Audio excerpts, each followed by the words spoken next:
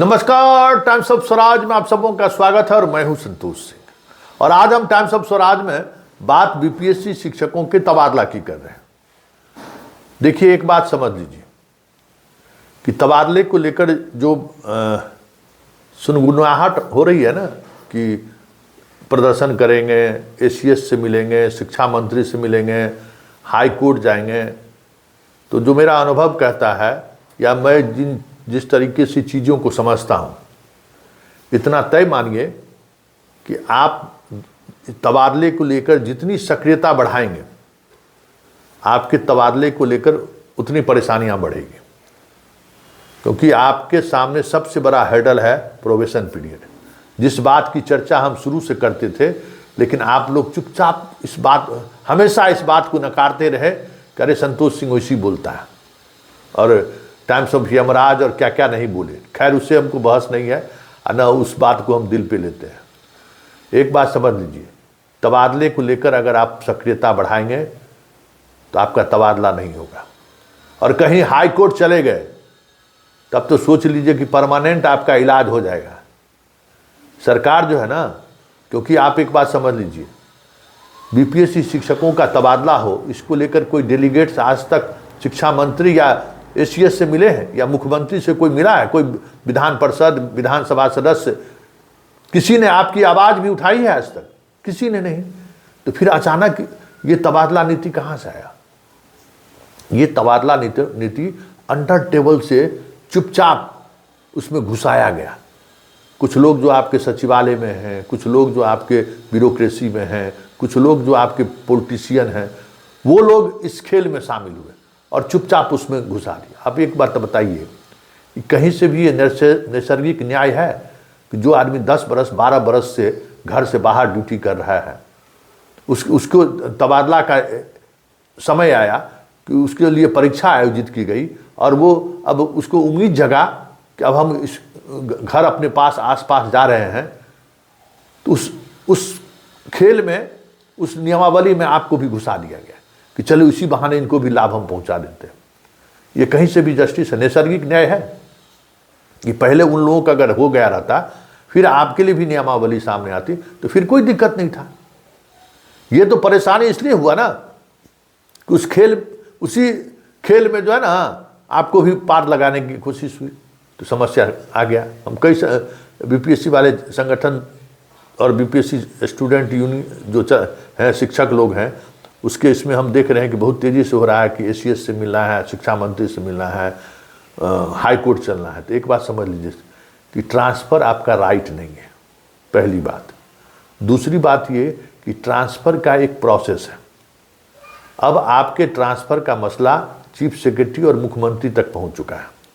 ये चुपा कर जो खेल हो रहा था ना, वो खेल अब एक्सपोज हो चुका है कि जिसकी बहाली, जिसका डॉक्यूमेंट्स वेरिफिकेशन नहीं हुआ है, वो ओरिजिनल है कि फर्जी है कि क्या है, और लगातार हाई कोर्ट में जिसके नौकरी को लेकर अस्तित्व संकट में है, उसको तबादले के बारे में किसके दिमाग का ये फितूर है? सरकार के स्तर पर, चीफ सेक्रेटरी के स्तर पर यही बात हुआ कि ये बात कहाँ से सामने आ गई? आप उसका नौकरी कन्फर्म हुआ है? नहीं हुआ तो आप ट्रांसफ़र कैसे कर रहे हैं? और बिना नौकरी कन्फर्म हुए अगर आप उसका ट्रांसफ़र कर रहे हैं तो वो नियमावली के अनुकूल है। जिस बीपीएससी ने, सबसे बड़ी बात है, इस बात को समझिए, सरकार है, इसका ये मतलब नहीं है कि आप माँ बाप हैं, यमराज हैं। आप माँ बाप नहीं हैं, आपको नियम के अनुसार चलना है। बीपीएससी आपका सिर्फ परीक्षा कंडक्ट किया है। आप बीपीएससी से बहाल, जो कभी कभी ये चीज़ें होती है ना, बीपीएससी से आए हुए हैं, बीपीएससी को सरकार ने कहा कि हमको मास्टर बहाल करना है, बहाल करिए। आज तक कभी बीपीएससी जो है 94 में बहाल किया था शिक्षक, वो भी पूर्णकालिक शिक्षक, राजपत्रित कर्मचारी बहाल किया था। आप लोगों जैसा बीपीएससी बहाल नहीं किया है। कहा कि हमको इस पे स्केल में इस तरीके का हमको बहाली चाहिए, आपको बहाल करके दे दिया। और उस बहाली में कुछ शर्तें थी, जो जिस शर्त के तहत आपकी बहाली हुई है, वो शर्त भाई, जिस नियमावली के आधार पर आपका जन्म हुआ, वो नियमावली खत्म नहीं हो जाएगा ना, क्योंकि जन्म जिस आधार पर, वो आपका बेसिक स्ट्रक्चर है।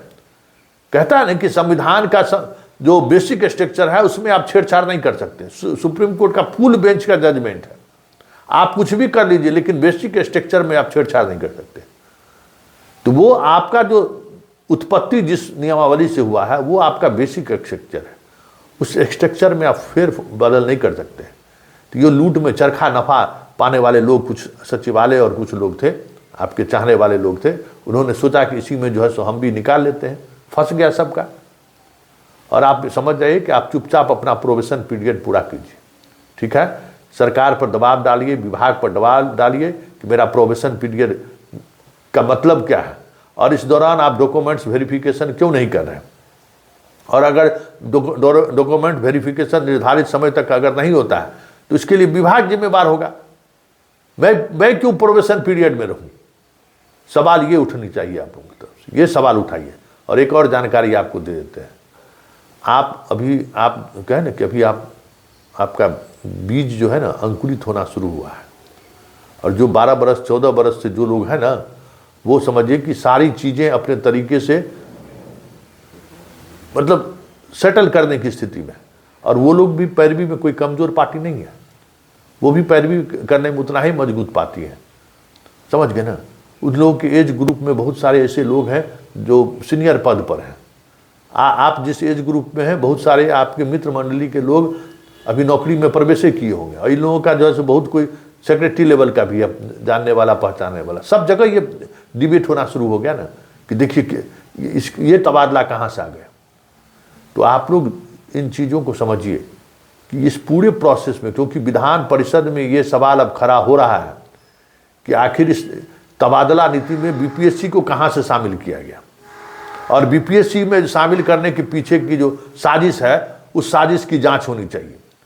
और विधानसभा सत्र के पहले दिन ये सवाल उठ रहा है, इसलिए अभी बहुत खेला होना बाकी है कि जो लोग जल्दी जल्दी में बीपीएससी के ऐसे शिक्षक जो कहीं से गोला मार कर आए हैं, वो भी चाहते थे कि जल्दी जल्दी ये प्रोसेस पूरा हो जाए। उसके पीछे एक बड़ा सिस्टम लगा हुआ था कि जब सब कुछ इधर उधर हो जाएगा तो खोजते रहे 2 4 5 10 साल तो उसी तरीके से गुजार देंगे। बिहार में कुछ होता थोड़ी है, अरे सब लोग शिक्षक वैसा फर्जी शिक्षक काम किया है ना जी, इसी तरीके से जो इस तरीके से आया हुआ लोग है उसको हम लोग निकाल देंगे।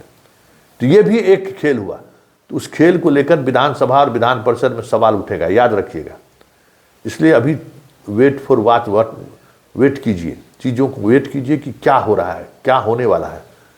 ज़्यादा उलबुलाइए मत, ठीक ना, उलबुलाइएगा और कोई एक बात समझ लीजिए, एक बात समझ लीजिए कि सिर्फ आप ही कोर्ट नहीं जा सकते हैं, कई तरीके के संगठन हैं। अगर वो कोर्ट चला गया कि देख लिए किस तरीके से खेल हो रहा है, कैसे एक खास वर्ग को लाभ पहुंचाने के लिए ये सारा खेल हो रहा है, तो आप लोग फंस जाइएगा। सुप्रीम कोर्ट तक जो है सो आपको रिलीफ नहीं मिलेगा, और सरकार उसके बाद कलम भी नहीं उठाएगी, क्योंकि बहुत सारे एजेंसी है ना, बहुत सारे सेकेंड फेज में जो गड़बड़ी हुई है जिसके बारे में ये चर्चा किए हैं, उस मामले में आर्थिक अपराध इकाई एयू ने जो जांच किया है उसका अद्यतन रिपोर्ट शिक्षा विभाग को भेज रही है।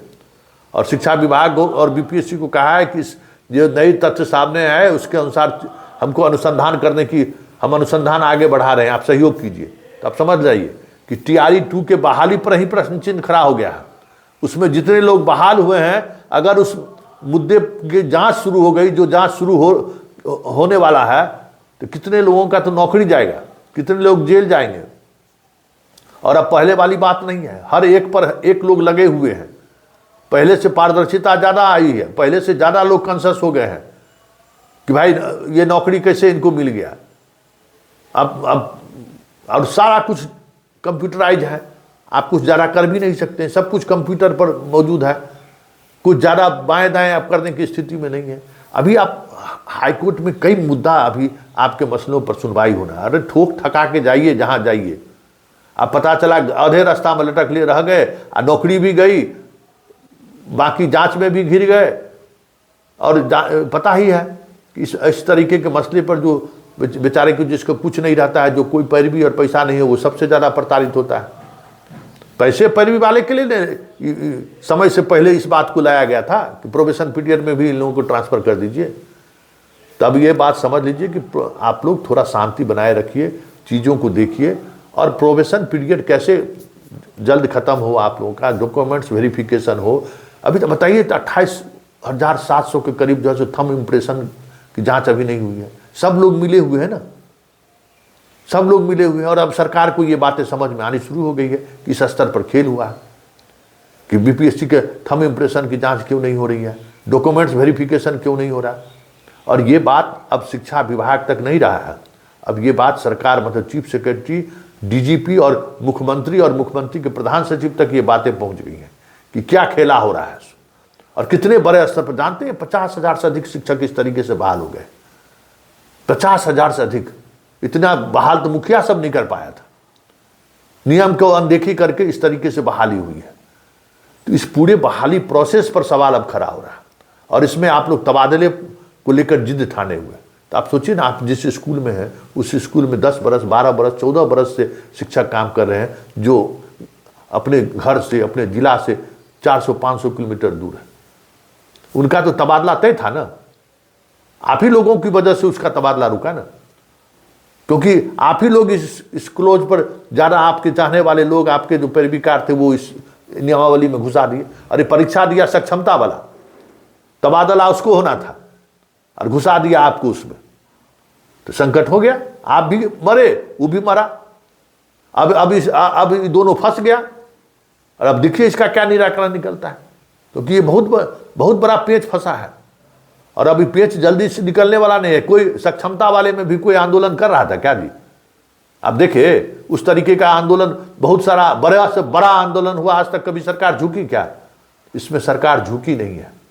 सरकार खुद मजबूर हो गई कि अगर ऐसा कुछ कर दिए हम लोग तो फिर हाई कोर्ट से सुप्रीम कोर्ट तक अगर मामला चला गया तो फिर बहुत परेशानी हो जाएगी सरकार को। कैसे ये खेल हुआ उस पर भी आज हम खुलासा करेंगे कि तबादला नीति क्यों रुका, तबादला नीति में कहाँ पेच फंसा, क्या ऐसी बातें हुई जो पूरा शिक्षा विभाग एक्सपोज हो गया।